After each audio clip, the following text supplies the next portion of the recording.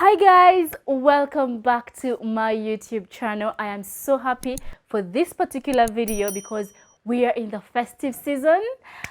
December is the wedding season, eh? I have a few friends getting married this December and I am excited. I'm excited about that. I love weddings and I thought to myself, what video can I do to help in these preparations? And I was like, wow, how to budget for your wedding. Weddings are a beautiful thing. We love to look splendid. We love to look beautiful. We love to do all this kind of stuff for our wedding days. But I was like, how can we budget for our weddings? Not leaving us broke, not leaving us bankrupt after just a one-day celebration. It's a beautiful thing to start off your journey with a beautiful wedding. But I have three, yes, just three tips on how you can budget for your wedding. Yeah? Yeah, I won't give you a lot of tips, they're just three, so I don't forget them. Okay, so let's get into it. Tip number one, start with what you have. My dear sisters, I'm talking to you mostly. Start with what you have. Don't what you expect to get at the end of it all. Like maybe I have like 2M by the end of maybe this month, I'll get 3M. Don't bank on people. It's a beautiful thing to have friends who can support you, to have family to support you. It's beautiful, it's good, it's kawa, eh? But at the end of the day, you're not sure. Like you don't know how each person's pocket is. So when you're budgeting for your wedding, start with what you have. This is the amount of money that I have. So that's what you will use looking for a venue, looking for a person to decorate your wedding. Like, don't go over budget. Don't go over the money that you have. Yes, if someone, a family member has pledged to give you a certain amount of money, that's good. Ariko, if you haven't actually received the money, don't bank on it. You never know. Yeah, I mean, you may think that they can't disappoint me, and maybe they don't want to disappoint you, but things are tight. Things are tight. You may end up not getting what you expected. Giving an example, when I was planning for my wedding, I had certain hopes, high hopes for certain people. Like this one, I'm expecting a certain amount of money from them because they're family or because they're this and that and they have the money. In my head, they give off the vibe that they have the money. But coming close to the dates they had pledged to pay up, they're like, I'm so sorry, I didn't really manage to come up with the money that I pledged, but I have half of it. So in my head, I'd already planned for the whole amount, but now I'm receiving half of the amount. You get what I mean? I felt disappointed because I expected a lot from this particular family member or this particular friend. You're not only one person, there are more people, more than one person that, and I was like, yeah, you just, as much as they want to support you, as much as, but they also have their own issues going on. People have issues going on. Like sometimes you plan for money and it just doesn't happen as you've planned for it, or when they play a certain amount of money, at the end of the day they don't get the whole of it and that you have planned with that money. So start with what you have. If you're planning your wedding, what you have will help you dial down on the decorator, dial down on the venue, like depending on how much you have, not what you expect people to give you. Another tip that you can use to budget for your wedding is save on the small details. We love to splurge on our wedding. We love to look, as I said in the beginning of the video, we love to look splendid. We love to look like, you know what I mean? But save on the small details. Yes. Let's say your wedding gown. You're like, I am not compromising on my wedding gown. Beautiful. But now that you've splurged on your wedding gown, where can you save a little bit of coin? Let's say shoes. Personally, guys, true story. On my wedding day, I bought shoes for my wedding. Like, oh, yeah, I bought shoes for my wedding. And when I was walking down the aisle, like the way high heels, one, the gown has covered everything. You cannot see nothing. You cannot see the shoes I'm wearing underneath the gown because, yeah, the gown has covered everything. And you've spent a lot of money on the shoe.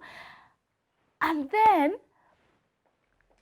because we did an outdoor kind of of church, and then we had to stand for a long time. I got so tired that as soon as we said I do and we're out of there, I removed the shoes so quickly that during my reception I wore sandals. True story. I wore sandals the entire time during the reception. So I wore these shoes for at least what, 2 to 3 minutes. No, at least, okay, the ceremony took about 30 minutes, and that's it. Zikuramoni ruka, my feet were hurting. I'm like, "Gay, and I spend money on these shoes." So guys, save on those details. Nobody's gonna see your shoes. Another thing you can save on, the small details. You can also save on venue. Why I say this? Personally, we use the same venue for literally everything. That saved us a lot of money. We did the wedding on one day, saved a lot of money on that. But you may want to do something different. I'm just sharing my tips. I mean, you do you. I know when someone is getting married, you don't want to hear people in your head. Hey, trust me, I know. I'm also saying this, but I doubt if you're going to listen to me. Because baguhanuvayo no tujayo, you get. Because some of the things I was told when I was planning for my wedding, I didn't listen. But the end of the day, I was like, I wish I listened. So my dear, at the end of the day, we're trying to get married, not go bankrupt, not go poor. It's just one day, but there's a lifetime after this wedding day. You don't want to go hungry 1 week after your wedding because you're in debt, you're taking loans for the wedding, you have splurged on literally everything, and your bank account is just staring at you. Yeah. Well, a month, 2 months in, you guys are broke, you have nothing, you're paying off debts.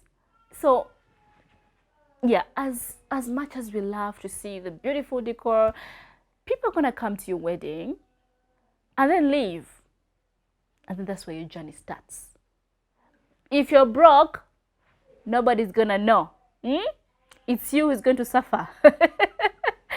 So just save on these things that are really not necessary. I was talking about the venue. We used one venue. We used one day for both the traditional wedding and church wedding and the reception. Same venue. It saved us a lot of money. So if you can use one venue. It will help you save a little bit of coin here and here. So I feel like my tips today are all about saving money. If you have the money, you're gonna do much. If you don't have too much, you're gonna do less. So what I'm trying to tell you today is don't use what you don't have.